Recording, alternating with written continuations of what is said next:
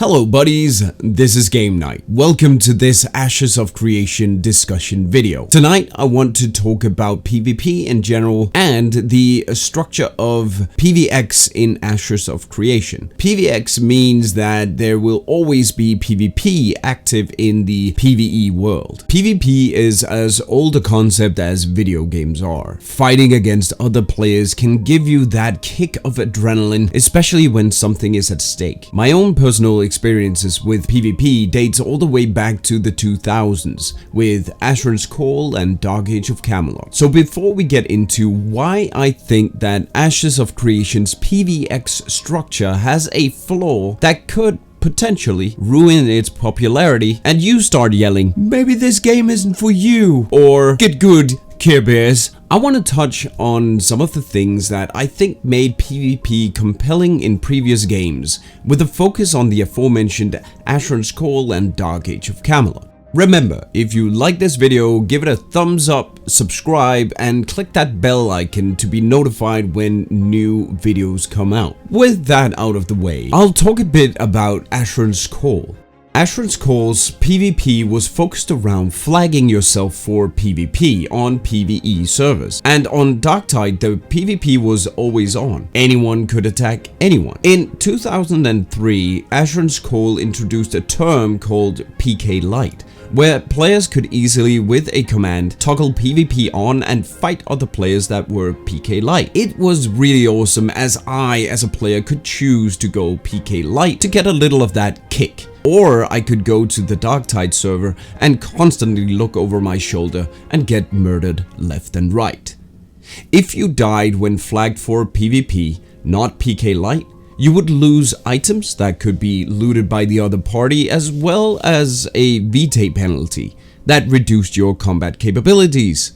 The latter would have to be removed by gaining experience points. It was pretty exciting in small doses for me, at least. If this does sound somewhat familiar, you are right. This is exactly what Ashes of Creation intends to do as well. The main difference here is that Ashes of Creation will not be offering PvE servers, so there's no way to opt into the PvP. It will always be present, just like on the Darktide server. What it meant on the Darktide server, however, was that being in a guild, or as they were named, allegiances, were very important. Having a group to protect you or come to your aid when someone was ganking you was essential, and a very positive aspect of the PvP server. Darktide had about 1/10 of the population when Asheron's Call was officially active. You can still play the game, as there are free and functional emulator servers. Link is in the description. If you ever played Asheron's Call, leave me a comment in the comment section below and tell me what you liked about that game. Next, onwards to Dark Age of Camelot, which is still active, by the way, even with a free-to-play option. In Dark Age of Camelot, the PvP is centered around realm versus realm,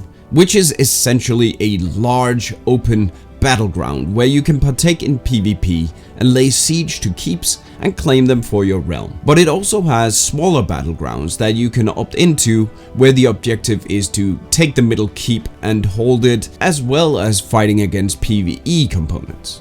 This system worked perfectly when I played. The thrill of going solo or as a group into the realm to fight the enemies and maybe, just maybe, shift the conquest of the relics and keeps to your side, which would in turn affect the PvE of the realm owning them, was simply incredible. If your realm owns the most keeps, Darkness Falls would open up to that realm. This was a shared PvE PvP zone used for high-end resource farming. If you were in Darkness Falls as the shift happened, you could still hunt there, as well as go and attack the other realm members that opened up in PvP. This gives the shared zone a whole new dynamic, and is also a way to introduce PvE-oriented players into low-intensity but high-engagement PvP environments. The PvP player has a very high stake while in the locked Darkness Falls, because if he is killed, this will deny him access to that zone until his realm has won it back, while the PvE players can respawn and come back. That makes it very meaningful and highly satisfying. This was what made PvP and PvE dependent on each other and yet distinctly separate. But what is common for both these games is that at all times it never took away player agency. Since PvP can never be forced upon you, it was always your conscious decision to take the risk or stay away and let others do the hard work. Just as with Asheron's Call,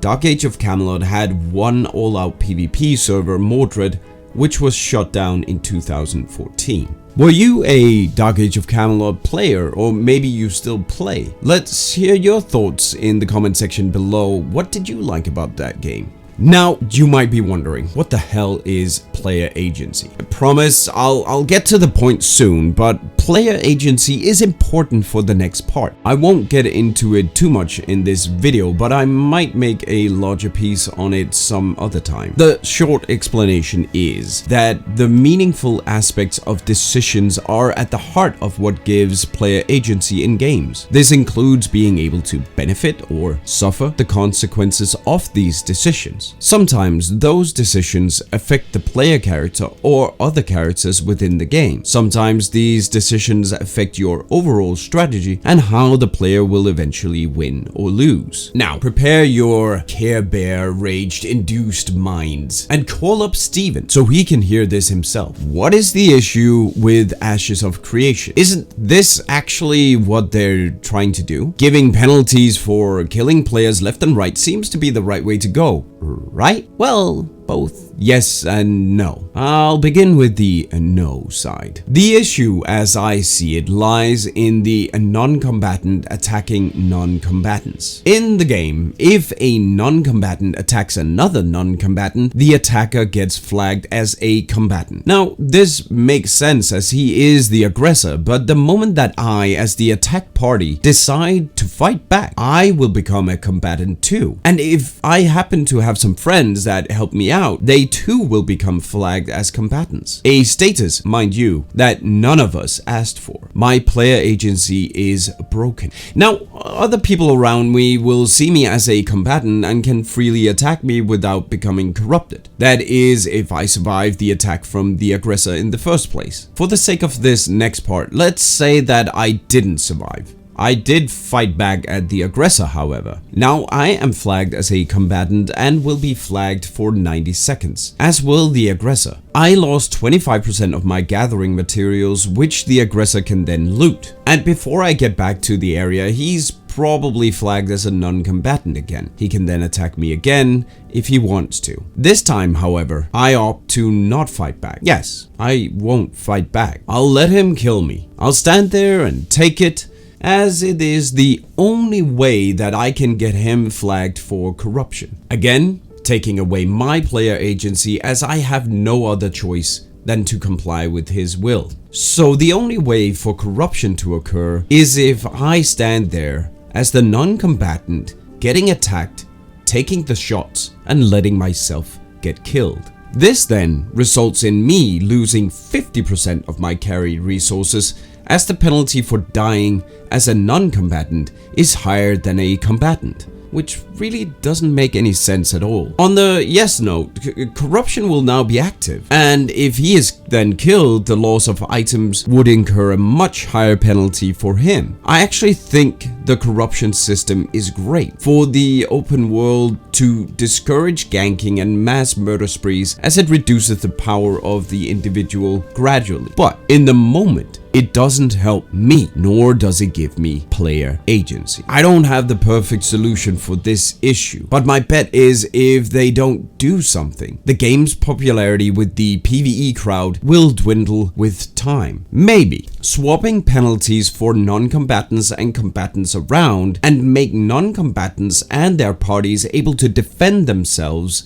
against aggressors without being flagged as a combatant themselves. This solution would make it a lot more risky to engage with people that are non-combatants, but you still have the option and can get rewarded for doing so. It would also mean that the aggressor would become corrupted straight away, but not without a fight, as well as remove the option to abuse the 90-second cooldown timer to stay away from corruption. One can wonder why there back in the day weren't that many PvP only servers, why Dark Age of Camelot opted to remove it, and why the servers, even when they were alive, had low populations compared to normal servers. Why do you think that is? What would you propose they do? Do you agree with what I've outlined here or disagree? Please join the conversation in the comments below. All I want for Intrepid is to make a great MMORPG that can cater to both the PvP hungry crowd and the crowd that don't really care for PvP. Don't force player agency out of our hands. Instead, make sure you give us player agency back. And with that, I wish you a wonderful game night.